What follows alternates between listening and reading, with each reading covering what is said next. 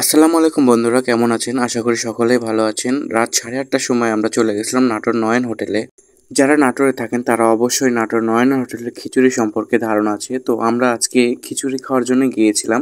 তো ভিতরকার ভিউ নিচ্ছিলাম। এদের ভেতরে ডেকোরেশন মোটামুটি ভালোই ছিল। এর মধ্যেই দেখি আমাদের খিচুড়িটা চলে এসেছে। খিচুড়িটা আসার সঙ্গে সঙ্গে আমি চেক করছিলাম যে এরা কত পিস মাংস দিয়েছে। চেক করে দেখলাম মাংসের পরিমাণ একদম খারাপ নয়। খিচুড়ি দেওয়ার পরপরই দেখলাম ফ্রিজে করে 2 পিস মাংস আর 1 পিস তেল দিল। আমি দেরি না করে ফ্রিজের মাংস প্লেটে ঢেলে নিলাম। নিয়ে বিসমিল্লাহ বলে খাওয়া শুরু করলাম। খাবারটা দেখতে যেমন, খেতেও অনেক সুস্বাদু ছিল। আমি অনেক মজা করে খেয়েছি।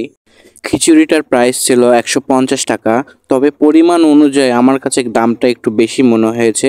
খিচুড়িটার দাম 100 থেকে 120 টাকা হলে ভালো হতো। খাওয়া দাওয়া শেষ করে বাহিরে দাঁড়িয়ে আমি ধনিয়া আর চাল ভাজা খাচ্ছিলাম। এর মধ্যে দেখি ট্রেন চলে আসলো। দাঁড়িয়ে দাঁড়িয়ে ট্রেন যাওয়া দেখছি। নয়ন হোটেলের লোকেশনটা হচ্ছে নাটোর রেলওয়ে স্টেশনের অপোজিটে। যারা নয়ন হোটেলের খিচুড়ি খেয়েছেন তারা অবশ্যই কমেন্টে আপনাদের মতামত জানাবেন। আমরা সবগুলো কমেন্টই পড়বো ইনশাল্লাহ।